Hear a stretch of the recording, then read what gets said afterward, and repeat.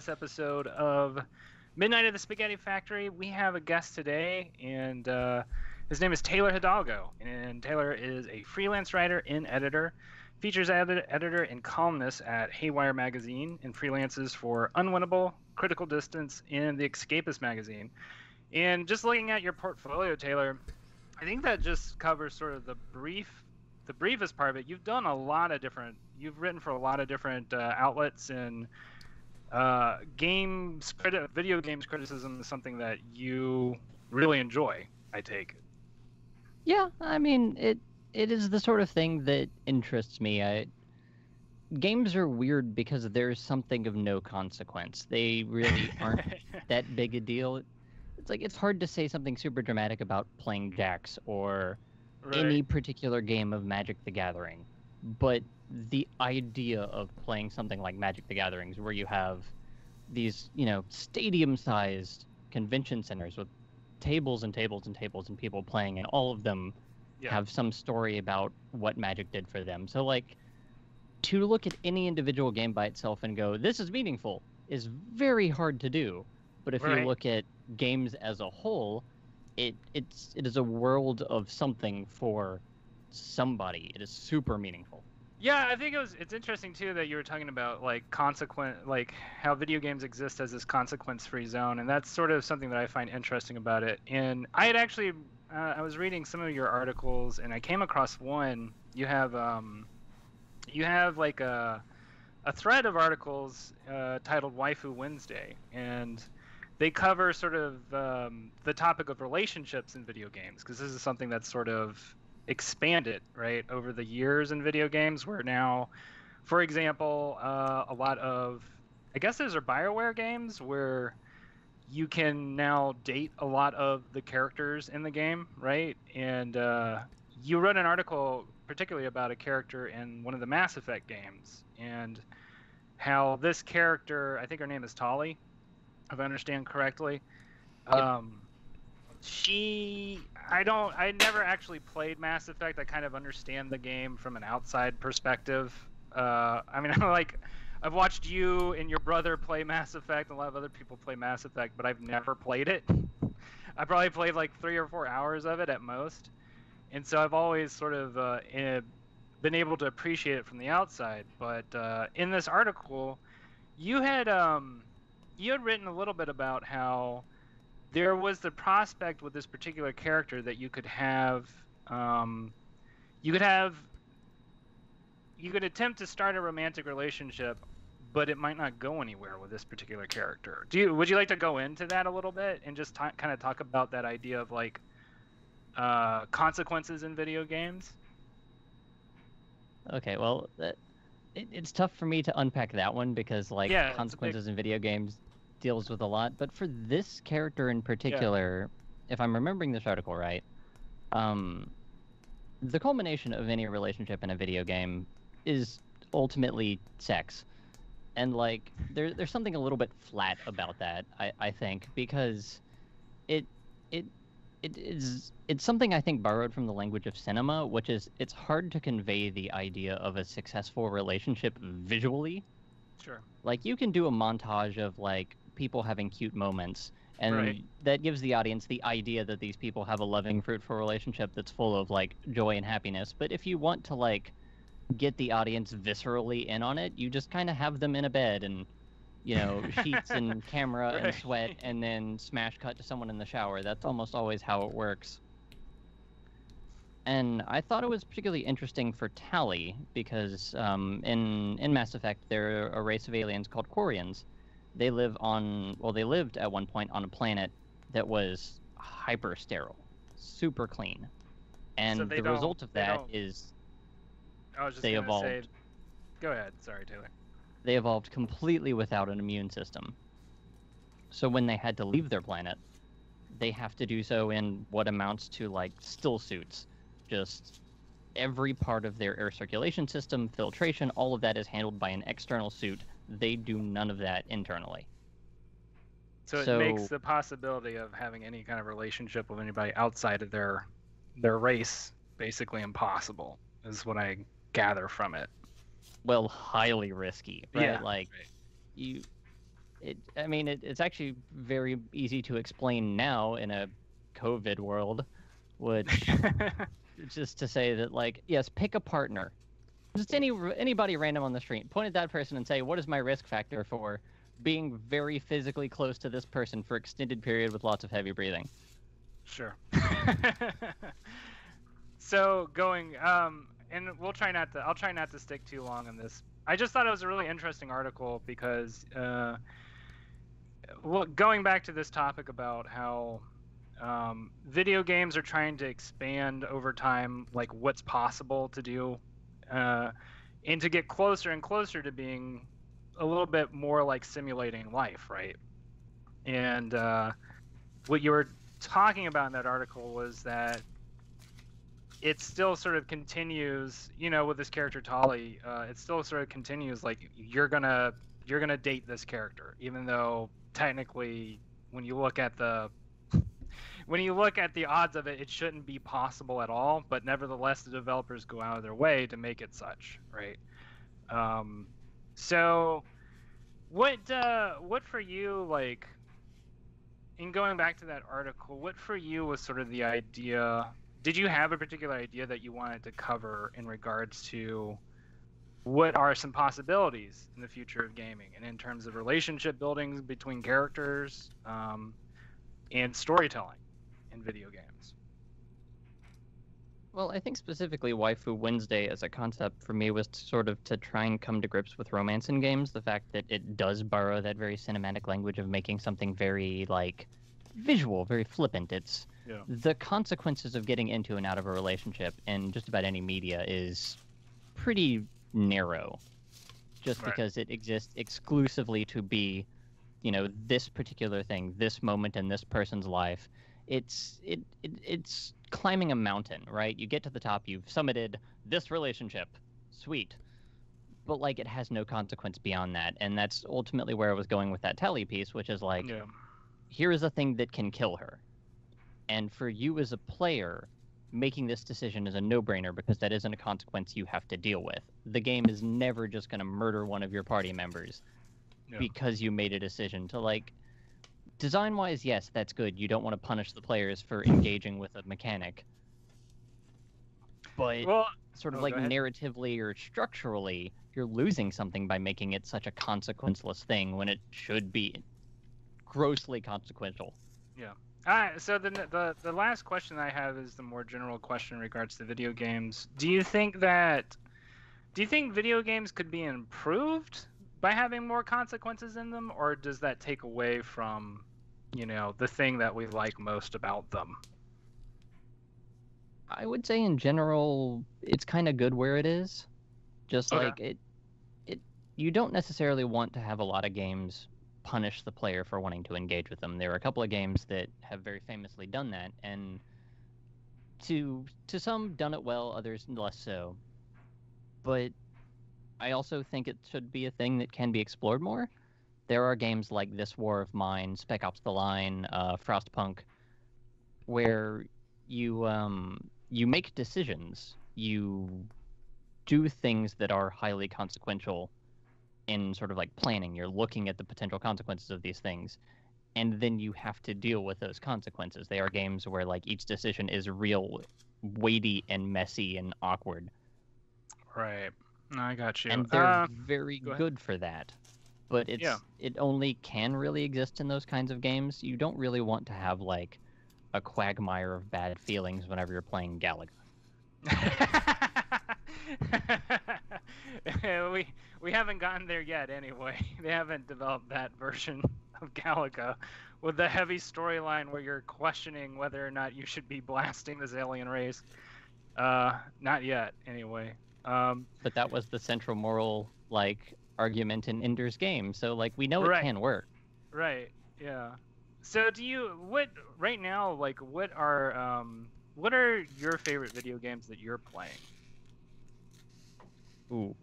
Lately I've mostly been doing cyclical games where I can, like, pick up, run a couple of cycles, and then put down without really a whole lot of mental investment for me. Okay. And lately that is mostly manifested in Titanfall 2's multiplayer. Okay. And how would you describe? Because I know a little bit about the first Titanfall game, but I'm sort of out of the loop with like major console games. How would you describe Titanfall 2's kind of game? Like, how does it play? I mean, any online first-person shooter typically has the same sort of thing. You spawn, you run around until you encounter enemy-shaped things. You shoot at them, they shoot at you. You try not to die, you die. You Yeah. respawn. Yeah, it's just a very simple cycle of show up, do the thing, shoot, get shot, repeat until somebody wins. Yeah, I can understand the pleasure of doing that in terms of just kind of there's a lot lately I've been looking at playing video games as sort of like smoking, where it's just like I don't have anything else to do with my brain right now, so I'm gonna do this. Like what my main game that I play right now is League of Legends, and it's just because I played it for a long time, and so it was easy to come back to. And it's a game where I know pretty much how the mechanics work even 5 years later, and it's been around for so long that it's easy to come back to. And like Smash Brothers was another game that I'm super into, was like that. Like Ultimate's like that, where it's like there's little bits of finesse that they've added to the game, but it still plays basically the same from the beginning. Um, so let's get into talking a little bit about the craft of gaming. Um, the I guess starting specifically from maybe you as a critic for video games, where do you like to pay attention most in terms of craft? Like, what is it that might get your attention most readily when you're playing like a new game? I think it depends on the genre and like the game. Expectation subversion is a thing that works super well on critics because for the most part we're all very tired and very well read in games. Sure. I like that's a really I really like that point you're making, which is I've heard people talk about this before, that a lot of critics exist sort of as gourmands for art. So it's very easy for them to get tired of like the same old stuff. So they're always constantly looking for what's going to be the new novel thing. And is there anything for you right now that's like kind of new or novel that's gotten your attention? Not really, no. Most of what I've played lately has just been people doing your standard formula thing very well, and I've been sort of like pleased with that. I've been kind of trying to teach myself to enjoy something for being that thing well done. Sure. I think most recently the game that like continues to stick with me is Legend of Zelda Breath of the Wild. There is nothing in that game that is particularly standout or novel, but it's all extremely well done, and that's super comforting. Is there like particularly in Breath of the Wild, like are there any for you, like do you have anything that sticks out? Um like I guess I think the point I'm trying to get to is how much do visuals affect like your aesthetic enjoyment of a game? Uh, I would say very little, except that if you do it very well or very wrong, I will notice, and then it would be hard for me to pay attention to anything else. Yeah, right. I mean, it's interesting because we now like with 3D gaming, we live now in a world where it's like you and me and Jal here, we all grew up in the beginnings of 3D games where characters would clip through the stages, and there'd be all sorts of glitches and stuff like that to happen. And it's not like those don't happen still to some extent, but we've come a long way, right? Like, I'm sure a game like Zelda Breath of the Wild doesn't have. I say this because I haven't played it, but I'm sure it doesn't have those kinds of glitches that were so common in a game like Sonic Adventure, where you just fall through the floor, which is one of my favorite things. Where it's like you're going a million miles an hour, and then suddenly you just disappear because you're just like you've gone through the floor of the world. And so, um, have you seen any games that have actually like made any use of those kinds of glitches, or and I asked this question because Brian, who's like a music producer and artist who I really appreciate, he had this interesting thing to say that was all the things in the past that are basically like the problems or the kind of the messy areas of the new art become the interesting thing that people attach to later on in the future. So I guess my question is, have you seen anything in like the trends of video games nowadays that take sort of the artifacts of the past and make them into, like build them into the language of video games nowadays? I don't necessarily know about glitches. For the most part, that's mostly for like novelty. You'll see it a lot in things like Goat Simulator, which was real popular at least a couple I years haven't heard ago. of Goat Simulator. What? Can you, can you Okay, describe more? there's a game called Goat Simulator, and you play as a goat in like this really basic 3D world. It's I don't know if it was actually constructed using like Unity store assets that you just kind of buy and plug in, but it really feels like it. It's like someone took a photo of a 3D map, made the 3D map on it, and then like just stuck random things in there, kind of like how Katamari Damacy has this sort of like unreal collage of stuff you can find in day-to-day life. Which game? What you were saying, Katamari Damacy? Yeah, it kind of Okay, has like yeah. just the random objects that like all of Jal these doesn't exist and they're know. not too weird, but if you Jal stick doesn't- them all in a bunch of You've probably seen that game, Jal. It's the game where you're the ball and you like roll up more and more stuff into the ball and it gets bigger and bigger and bigger and bigger. And then that's the whole point. We are now 16 or 17 minutes into the show, and I haven't said 2 words because I feel like the kid who walked into the wrong classroom, and it's awkward for me to like raise my hand or answer a question or something. Like my knowledge of video games kind of stops with like Star Wars and like Battlefront or like dogfights, like the new Rogue Squadron game. That's where I kind of draw the line. So you guys are talking about stuff that's way over my head. So don't mind me. I'm just sitting here nodding and doing facial reactions for the YouTubers. I just found it funny because Katamari Damacy is it's a game that is like amongst I don't know if I'd say it's not really a hardcore game, but I feel like it's acknowledged by hardcore gamers. Do you think that's a fair assessment, Taylor? oh yeah, for sure. Because it's a game that became, I would say it became like a cult classic sort of game, which is, I don't know, around the time of the PlayStation 2 that sort of became a thing, I feel like. Because before then, I don't know, there weren't really, I remember the term people used was sleeper hit. I don't know if you recall that, but like people would talk about, like a game like Jet Force Gemini was considered a sleeper hit, even though it was kind of just an okay game that you enjoyed the first half, and then the second half was like, let's collect tribals and tokens, and nothing happens the rest of the game. So anyway, my next question, I'm trying to remember what it was that we were talking about in regards to Katamari Damacy. I think we were talking about, I was explaining Goat artifacts. Sim Yes. specifically from like glitchiness. Let's go back And to Goat one of the things about Goat Sim, sort of as it exists as a game, is that you just run around as a goat and you cause problems. It's not at all dissimilar from Untitled Goose Game in that way, but where Untitled Goose Game was a very well-defined, polished like sandbox, Okay. Goat Sim was someone threw this together in 5 minutes as like a let 'em dare type thing, and any glitch in this game that does not break the game, they left in on purpose.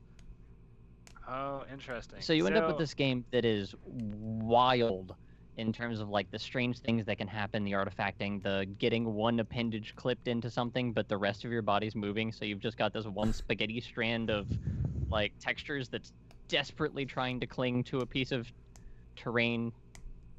So the you know, game hundreds of takes feet away. advantage of the messiness in it. Basically, is that what Yeah, you're it's kind of a love letter to the idea of harmless glitches that are enjoyable. Now, see, my only experience with that is when I was going up and down. Oh Lord, I almost called it Tybee Island. The damn whatever the damn island is in the Pokemon games. So we're talking like Red and Blue. When you went up and down the island side, and then you got Missing No. Yes. What was the name of that Cinnabar. island? Yeah, Cinnabar. That's it. Bringing it back. That's my extent of knowing a glitch in a game and abusing it. That is like the most important glitch in gaming, I feel like, because it's the one that every child at that time abused, because it was like, oh, I can just make all my Pokemon level 100? I just have to grind this out? Sure, why not? It really was like a training course on that game, but I don't know if... See, now, is something like that just like overlooked, or do you think that they knew about that and it was like an in-joke between developers and it was like, hey, do this and you can, you know, fucking own some of these noobs? Like, is there any history to that, do you know, Taylor, or is that just a goof? To the best of my knowledge, that one's a bit of a goof, but I think my favorite thing about it is Pokemon as a game is absurd. It is way too much crammed into way too small of a piece of memory. Yeah. So that game uses every single one of its bits in like 18 different places across the game, just flipping it as it becomes necessary. So people who really know the game backwards and forwards, which are now mostly speedrunners, can now break that game open in like 5 seconds just by manipulating some stat of some Pokemon on their team. So like if you look at the current speedruns for Pokemon, they're like 6.5 minutes because they get Bulbasaur, they walk to a certain part in the forest, they wiggle around for a second, and then they're at the end of the game. Wow. So okay, so just to rewind for a minute for people like me who don't know what the hell we're talking about, I just want to get a grip. A speedrunner is just like a competition to beat the game as fast as possible? Yes, speedruns as a concept are a thing where these people try to complete games as fast as they physically can. Okay. Got it. Super Mario 64 has an extremely competitive speedrun community because there are so many different little glitches in Super Mario 64 that allow you to do things like... There's this particular glitch where you can, like... I guess you're attempting to... You know how you could do the squat jump with Mario? And it would make you jump farther or higher? You can apparently glitch it in such a way that you actually build up speed and do like these super long jumps where you can like jump across the stage. And it requires an incredible amount of like precision and capacity to, you know, like to understand the layout of the stage that I can't particularly grasp. And that's a relatively new one? That's a relatively new glitch? No, it's been around for a while. Because I'm just thinking in my head, like back in my day when I was more involved with gaming, we had things like Game Shark, and yeah. I don't know is there something like that still today for like PlayStation or Xbox, or is it just you got to like break in and hack the code? I wouldn't know. Would you? How about you, Taylor? Do you know about that? I don't actually know if there are any such things around for at least the modern consoles. I know, like, people use Cheat Engine for PCs from time to time, and, like, I know there are still Pro Action replays, but I don't know if they exist for, like, the PS5 or the Xbox One. Okay. Yeah, and I know there's a big thing that now exists now also is modding. So like you can insert characters into games. That's actually a really interesting thing because it seems like there are games that now spawn out of games in the sense of, so going back to League of Legends, League of Legends started from this other game called Defense of the Ancients, and Defense of the Ancients was a mod of Warcraft 3. And so in Warcraft 3, it's like a top-down real-time strategy game. And so some people just modified the rules in such a way that they were able to make a new game out of this other game where you just defend towers and you fight, each hero fights each other. Instead of you having to manage all of the minions just go on a prescribed path. And so it just becomes about you focusing on like PvP basically. And so out of that was born an entire genre that like games like League of Legends and a million others, Dota 2 and some other, I can't even recall all the names of them. Taylor, would you happen to know of any other like genres of games that have sort of come from that kind of beginning where it's like a community mods a game and then that becomes like a game genre in itself? I don't know about the whole genre. MOBA is like really the poster child for that. There are like popular games that I can think of that were that. The Portal series in particular was, I believe, started as a Half-Life 2 mod. Okay. Nice. Yeah, that makes sense. So let's switch over a little bit into talking about criticism and or get back on the topic of criticism. So for you as an art critic, what for you is your main goal when you're writing a piece of criticism, a review, or just even musing on either a video game you've enjoyed or are thinking back on? As a critic specifically, I tend to focus on sort of aesthetic and play experience because to me those are the things that are most interesting in a game. Okay. And how would you describe aesthetic in regards to games? Because it seems like that could be a very broad word and could cover a lot of different aspects, not just visuals, right? But Right, also, now go ahead. I mean, I specifically pick it because it is very broad and open-ended. It sort of like encompasses the visual style of a game, what it looks like in front of you. Like, not even necessarily to say if the graphics are good, just if they are pleasing for you. Yeah. Because that is a small distinction that is pretty noteworthy. But it's also soundtrack, sound design, like the pace of the game deals into the aesthetic. If a game is rushing you, even if it's very good, it can just feel too strained and frantic. If it's too slow, even if everything else is great, you just kind of get bored. So like there's a lot that goes into like a person's play experience and how like the entire atmosphere of that experience goes into how you go about the game. It sort of it paints the way your brain remembers it. Sure. Yeah. Do you have any particular games where I guess I'll call them the passive aesthetics, and by that I mean like visuals, sound design, the story, are better than the actual play mechanics, which I guess are technically aesthetics too, but we'll get into that in a little bit. So anyway, my going back to my question, are there any games for you where you like those games, particularly for those passive elements? I don't want to like name this game specifically because I also really like it mechanically. It's very good. Okay. But Dust Force is a game that still to date has probably the best combination of like visual and soundtrack design for me. Okay. It's called Dust Force?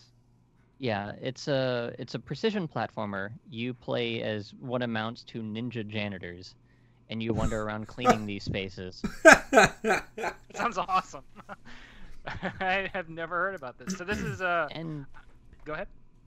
Yeah, it sort of has some of the same DNA as like Super Meat Boy or I Want to Be the Hero, one of those games where it's like very precise, very careful platforming is important. So it's very easy to die, is what you're saying. It's not a game that like deals with death super much. Okay. But the premise of the game is because you are these highly agile janitors, your job is to clean up all of the dust in the zone and do it sort of as smoothly as possible, which the game handles as a combo. If you take too long between sweeping this piece of dust or that piece of dust, you drop your combo, and if one of the enemies, which are dust monsters, hits you, you drop your combo.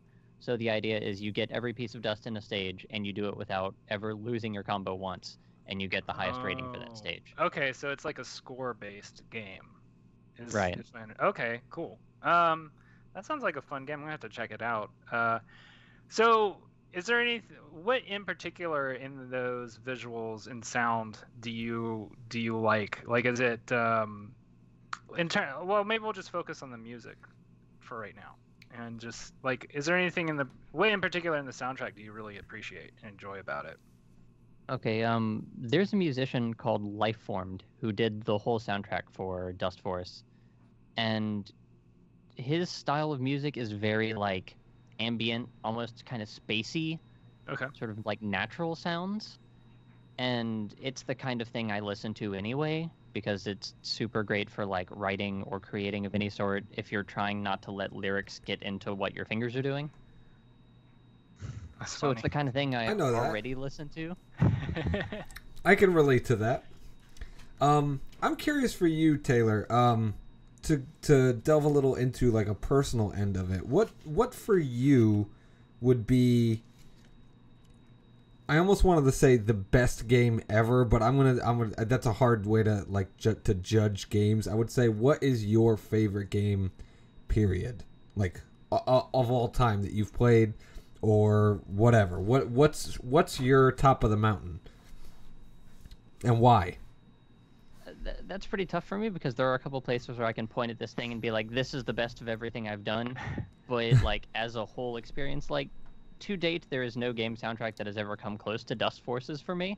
So like it's easy for me to point at that game and say this, but also Earthbound is the game that I keep coming back to for like Sure. every time I throw something at it from a different part of my life, it has something new to tell me. And it's been one of those games that I've like sort of reimagined and reconsidered like 5 or 6 times, and I get the feeling that I can do it at least another 6 or 10 more before I reach my natural end state. Yeah, I mean, And I've played Earthbound once so far, and I know within our mutual friend groups there are several people who have played that game multiple times, right? And for yeah, various different reasons, right? We have a mutual friend who played it specifically just because he liked the music in the game, and it has a very unique soundtrack for an SNES game. For you, because I feel like Earthbound is a game that a lot of game critics bring up a lot as being a very impactful game. So for you, I know you've talked a little bit about this already, but um, is it just the whole smorgasbord of all the different elements together that make it a great game? Are there any particular specific things in that game that come out for you? hmm, hmm. It's a hard question. That's all right. I understand that, but I'm trying to like pick what piece to start with. sure. Sort of the game as a whole is just a great. It's very centrally impactful without ever being like overloading, Okay. which I think is very good. It has a nice visual aesthetic, a great soundtrack, as you mentioned. The story is enjoyable, and like it doesn't have almost any pretension whatsoever, which is rare for something that is like so impactful otherwise. Yeah, for a Japanese RPG, it's very rare. Where it's just like about you're just a kid who has psychic powers, and you have a bunch of other friends who have psychic powers, and you're gonna go. I don't even remember the story actually. Like you're gonna go keep this alien from invading the Earth, basically. It's a very Yep. simple story. It's very straightforward, and even then, like the thing that I find interesting, and this is getting into the meat and potatoes of our podcast. It's a story where all the enjoyable stuff comes from all the stuff that happens in the middle, all the little detours. Like there's a guy that shows up in the game throughout periods of the game, and I can't remember his name, but he just like floats down from the sky and takes a picture of you and your friends at these particular moments in the game. And you're in the game you're like, why is this happening? You don't really know, and then later on you kind of get it comes together. It's a setup and payoff, quite Okay. frankly.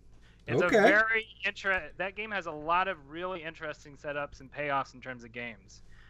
For instance, and Taylor, you could probably speak to this a little bit more, but there is I can't remember if this is something that every character has, but it's an RPG, so you have a menu, and in the menu you have a bunch of different things you can do, like attack, item, spell, or psi, I think it's called. And then one of the options is pray, and I think, if I'm correct, is that Paula that has that, Taylor? Yes. Okay, it's just one character that has pray. And while you're playing the game, you're like, what is the point of pray? Because every time you use it, very little happens. Like, I think you can heal or something like that. Can you help me with this a little bit more, Taylor? Sure. It to my memory, it mostly confers very small buffs. It can heal. It can give you like a temporary boost in like attack or defense for one character. Yeah. It can have it can make the enemy gain a status effect or like drop their next turn. But it's never quite useful enough that you're going to use it consistently. Like it's kind of just there.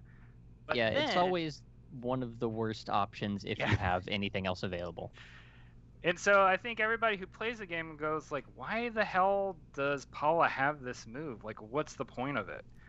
But in the final boss of the game, there's a point at which you cannot progress.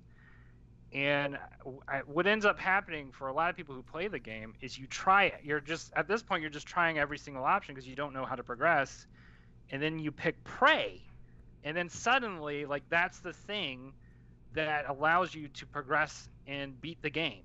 And it's actually like one of the more moving, it's a surprisingly moving point in the story of the game. And it's one of those like really curious ways of using storytelling in video games. And I haven't really seen it like utilized in that kind of way in a video game since. Although I'd be curious to know, Taylor, if you have any interesting other examples in other video games in video game history that might clue into very interesting uses of mechanics and storytelling. Because you've asked me, now I can remember none of them, but there are games where they've sort of intermingled narrative and mechanics in really interesting ways, and that is actually a great example of one of them. I wish I could think of any more. Sure, no, that's all right. No, and I'm pointing that out because it is one of my favorite examples, and I think often for people who do play Earthbound, it's unique. There's nothing quite like it, and it really changes the way that I thought about storytelling in video games. And so, going forward, what do you have any particular favorite techniques used in storytelling in video games that you might want to talk about or point out for listeners?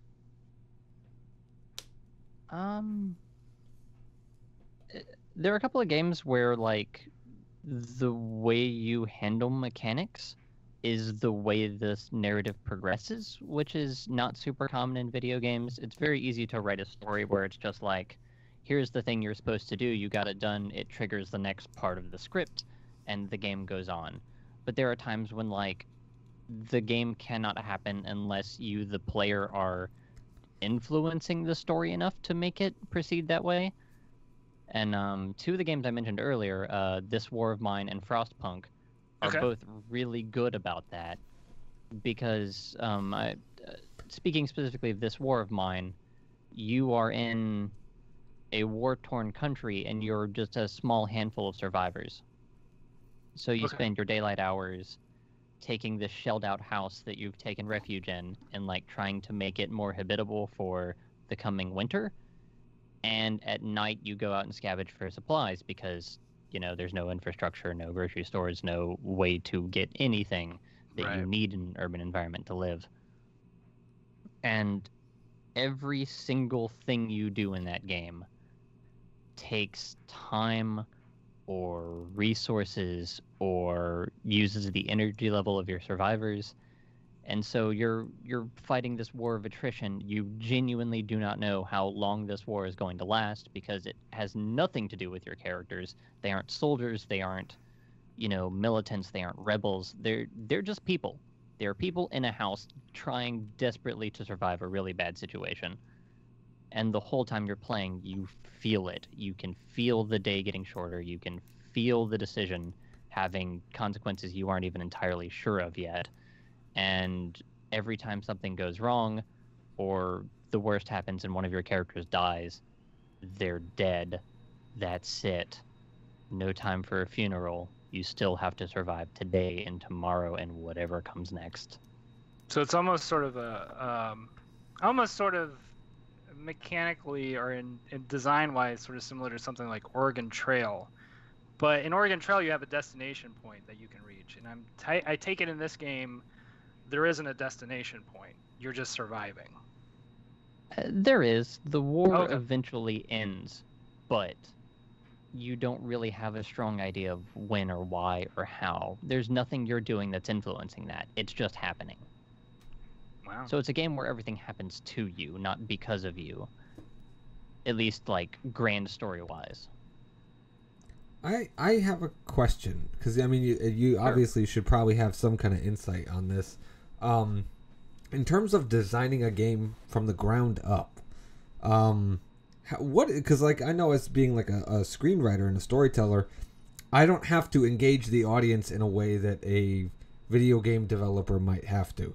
So like my job is to sit there, write out the story, emotionally engage the audience, but they're just sitting there watching. They're doing nothing other than shoveling, handfuls of popcorn into their mouth, nachos, whatever it may be.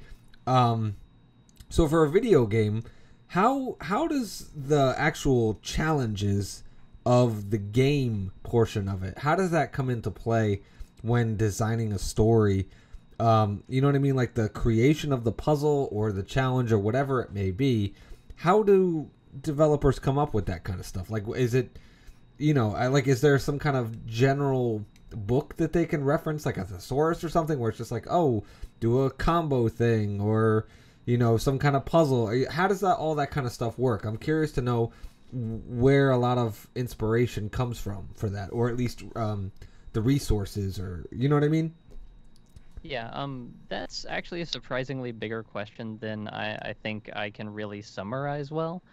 But I think the short answer would be because games before it did something like that, so someone is iterating on that idea. That's fine. That's a lot of filmmaking does that too. Somebody sees a movie and they're Yeah. like, "Oh, I want to do that in my movie," and then they just copycat it. But So this is a thing I've started talking about a lot in my criticism, not reviews, but like opinions and editorial pieces, is that games have a kind of literacy. There is now a point now where there's a sort of dialect of video games. You kind of you understand intuitively the nature of like how to play a game, like Matt was talking about earlier toward League of Legends. You now have a literacy with that game to the point where you don't really need to engage your brain too much with how to interact with the game. You're just interacting with the changing play state. So like your level of literacy for that game is high enough that you don't have to worry about the on the ground, how to put one foot in front of the other, how to get into this piece of cover to jungle, or to like manipulate your position toward towers or minions so that you're fighting in an advantage or disadvantage state. All of that stuff is happening intuitively. So you're just reacting to like specific play events. And So- that is a thing that happens to people when you play games long enough. You develop that literacy. So most games that are being made today are sort of being built with that literacy in mind. They're taking that and then iterating on it. so things like a walkthrough are non-existent anymore, because I remember like games like Jurassic Park on SNES or the Addams Family Values, whatever. I'd get to a certain point and I was just like, I don't know where to go anymore. I don't know what to do. I'm so lost. So like so games are designed so that you don't get, I don't want to say stuck, because that's not the lost is probably a more apropos word. I don't know if I would go quite that far, but walkthroughs are certainly less common. It's now to a point where like everyone has at least a decent idea of the genre conventions for the genre they're writing in. So most games will at least stick close enough to that formula that anyone who looks at the game for 5 minutes and sort of handles the controller for a little while mostly understands what they're doing, and then from that point on you're just sort of using that game's particular mechanics to deal with the challenges. So you're learning the language of that game in particular, not the language of that genre as a whole, if that makes sense. Yeah, so could you maybe just like bullet point for a newbie like me, not even a newbie, I'm just like a complete moron, what some of those genres are? Because like I know first person shooter because my college roommates would shout about Halo till the crack of dawn. But like outside of that, like first person shooter, free roaming or free world, I'm slightly familiar with, but like I'm not entirely sure what kind of genres there are particularly in games. So I'm just curious to know, can you bullet point for me like what they are, what's most popular right now, what you think maybe is up and coming or overlooked at the moment, stuff like that. Just kind of take me to school on the genres of current video gamage.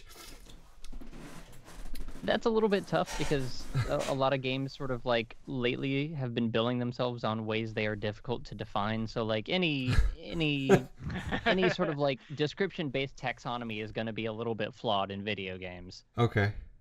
But I will say, generally speaking, you get action adventure. These are going to be typically your third-person sort of camera further back, and something active and actiony is happening. This typically covers things like Uncharted or like brawlers like Streets of Rage, those kinds of games.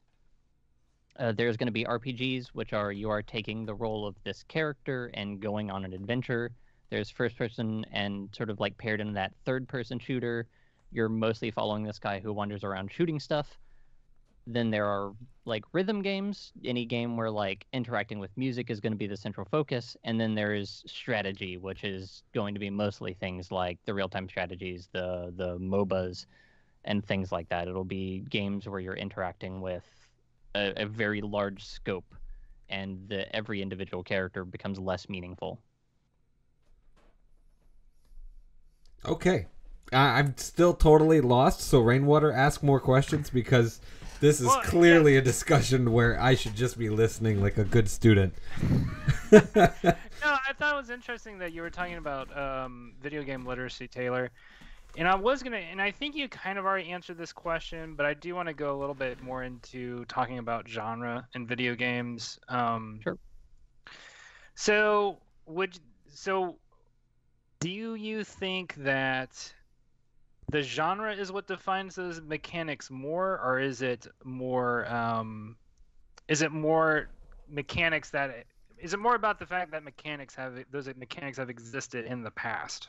I don't know if that question makes sense, but because I feel like in some ways genre is all the conventions and traditions of an art form, but at the same time, I'm wondering if it goes deeper and broader than that, where it's like, do you ever see games where the genre, and you may have already been pointing to this, but where video games that have a particular genre start to take elements from other genres, and do you have any good examples of that in current games?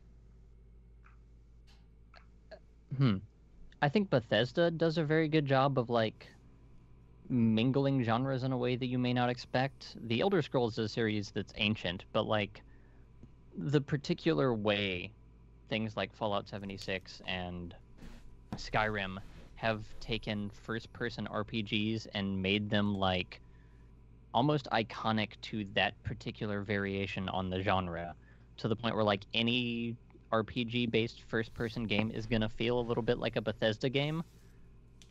Okay, I see. Yeah. So they've kind of like made the dialect for that particular thing most commonly in a lot of games right now. But I think like genre-wise, I don't necessarily think the genre sort of makes the mechanic, but I do think there is an amount of unconscious adoption because so many games have existed for the genres, and people who are game designers are also game fans. Sure. Sort of willfully or not, they're borrowing things they've experienced or things they found fun, and they're using those as the baseline foundations for what they're designing. So inevitably, even if they're not trying to, someone who is, for example, a fan of Sid Meier's Civilization series is going to have that sort of skeleton in their brain whenever they're thinking about how to even conceptualize a world or cities or like interaction between places on a map. I'm wondering if you have any thoughts or comments on the fact that it seems like, okay, so leveling up used to be this really novel, interesting thing in a game, because it used to be only in RPGs that you would like hit a particular point in the game and you'd level up, you would, customize your stats and stuff like that. And it seems like more and more that's becoming almost ubiquitous in games nowadays. Do you have any thoughts around that and what that might be attributed to? Is like flatly cynical as I'm afraid this is, I'm pretty sure it is very much Skinner's box. That like having a milestone with flashy lights and sort of moderate progression gives people who are prone to sort of like doing their cycles, it gives them something to sort of be excited about achieving. So in If other you're words, you could have a game that's just kind of the same. You're doing the same thing over and over and over again for hours. But if you level up at some point, it suddenly is like this little treat to keep you playing. Is that? Yeah, absolutely. It is a very large, very complicated slot machine where you pull the lever a couple of times, and every now and then you'll get flashing lights and great sounds, and you get that little dopamine hit, and now you're real interested in getting that again. Well, I have another question in regards to sort of speaking of like dopamine hitting machines, cell phone games. I feel like cell phone games don't. I know a little bit about this. I don't feel like cell phone games are particularly have a lot of particular depth to them, or are particularly rewarding in any, for me anyway. Do you have any? Would you happen to have any good recommendations though for cell phone games if they exist? I'm afraid I don't do a whole lot of cell phone gaming, so I'm probably one of the worst people to ask for that. But there are a lot of cell phone games that are single player experiences, or like where it's not designed to get you to get into the sort of like dopamine hit cycle of gachapon or like loot boxes or things like that. Right off the top of my head, I believe there's one called Mini Metro where you're making like very clean geometric lines that are very like subway map-esque. And Okay. it's kind of a puzzle game, and I've had it very heavily recommended to me. I've played a little bit of it, and it just strikes me as one of those games that's like, this is really good for if you want to sit down and play for 5 to 25 minutes and get like a really pleasant experience that is not asking you to spend money or get that one more hit in. Great. I'll write that one down. It's called. You said it's called Mini Metro. I believe that is correct. Okay, I want to check that out. Cool. Well, I don't know if it has go ahead, anything Joe. on Chef Ramsay's Cooking Blast, because that's my number one mobile game at the moment. Well, for a second there, I felt like I might know more than both of you guys on a game. Yeah, so I'm just curious to know, are there any games right now, Taylor, that maybe you would want to recommend to people that are maybe flying under the radar? There are a lot of interesting things in the indie spaces, and I haven't played a great deal of them lately, which is really unfortunate because those are always the kind of things I like to recommend. One I've played in the last 5 or so years, and it has a sequel coming out some point, allegedly this year, is there was a game called VA11 Hall A, or colloquially Valhalla. You play as a VA11. bartender in a cyberpunk city. And the bulk of the game is you mixing drinks and talking to patrons. And it's one of those weird games that I can only say you're playing in second person.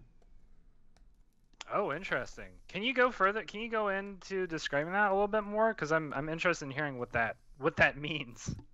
Okay, one of my favorite things about that game is there is a plot that happens. It happens completely extraneous to you, and you can in no way influence it. You are just a bartender in the city. Customers come in, you mix drinks, you talk to them, and that's it. Your capability of mixing drinks determines how much money you make, which influences a couple of small things, like you pay your rent once a month. But other than that, what you're doing isn't really that meaningful to the plot or the story. You are just talking to people who are all very interesting, and they're mostly the people doing most of the big world movements. You're just mixing drinks and having conversations, and it has been my favorite play experience in the recent past, just because I love the idea of playing a game in second person and it being one of the most compelling things I've ever done. Yeah, recently. that sounds incredibly unique. Well, so did you have just before because we're starting to get towards the end of the hour, did you have any more recommendations on top of that? One Okay, more. I'm mostly gonna name older games because that's the stuff that Sure. I think about most often. We mentioned it heavily, and we're gonna mention it again. Please play Earthbound if you haven't yet. The only way I can describe that game very briefly is to say it's extremely stupid until it isn't, and it's worth playing every moment. That's a pretty good way of describing it, because there's a lot of the game where I'm like, what the fuck am I doing? Why are we doing this? And then everything starts to click as you go further and further into the game. It's a very satisfying experience. Well, And it does that a bunch of times too. So yes, you definitely get that multiple times. And recently, they've re-released Shenmue's 1 and 2 for PC in anticipation of Shenmue 3, which is also out now. oh yeah, go ahead. Don't and know if describe I would Shenmue a recommend little Shenmue 3, but do absolutely play Shenmue's 1 and 2. It is a really bad game in the best of ways, and you should experience that too. bit. Wait, how do you mean? I'm curious what you mean by that. Okay, I think you both can probably relate to this in that it's generally a good feature of design so that if you're making anything, make it all meaningful, make it all be purposeful and useful and contribute something to the story. Yes. Right. Shenmue does not do that. It is a game that is grossly bloated. There are a bunch of things that you can do in the game that serve no purpose. A bunch of the NPCs don't like you and aren't helpful. And there are so many things that you can do that are just contra purpose to the game. It resists the idea of being like narratively compact or like structurally compact. It is a game that is overflowing with excess. And in theory, that all of that should make it bad. All of that should make it awkward and stilted and like not that much fun to play. And at times it is. But it is perhaps the only game, excepting maybe Animal Crossing, that I felt like the world was super interested in itself and not me as the protagonist. And as a result, it felt honest. It felt real and human to experience this world that was doing its own thing, and also I was there rather than doing the thing I want it to. And So having that experience play through the whole game is astounding, and I wish more games did it. So would you say that the thing you liked about it most is you felt immersed into a world when playing the Shenmue games? I would say yes. Just asking just about any critic whether or not they like the word immersion will Sure. generate a wonderful argument on Twitter. Sure. But for the most part, it is a game where the world felt very honest, and Well, because that's I remember super rare. I remember Shenmue as a game where like you do this cycle. You wake up, you can kind of do whatever you want. You can go get a job and operate a forklift for like an hour or whatever. And then after that, when you're done, you can go play arcade games and you can open up, you can get like toys out of toy machines. And then every once in a while, there would be a story element that would happen because there is like a goal to the game, which is you're supposed to, I guess, find the man who killed your father. Yep. And you can investigate people, but you're not forced to investigate people, as I recall. But it's something you can do during the day.